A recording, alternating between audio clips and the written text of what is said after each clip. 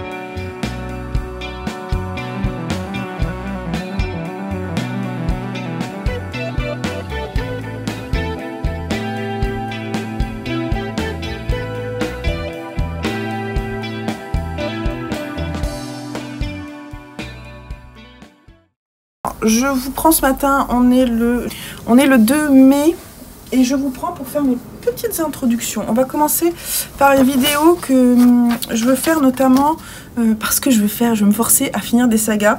Donc cette vidéo sera une vidéo pour terminer mes sagas. Et ça m'énerve. Mon compagnon m'a offert un pied qui est vachement bien et je l'utilise jamais parce que je sais pas comment l'utiliser. C'est un pied qui bouge. Enfin, non, il bouge pas comme ça, mais la caméra bouge quand vous bougez et c'est vachement bien pour avoir moins mal au cœur en tant que spectateur. Donc, il faudra que je lui demande comment ça fonctionne parce que il me met en vertical, donc ça marche pas. Alors, dans les sagas que je veux terminer, je vais vous montrer ce que je voudrais terminer ce mois-ci.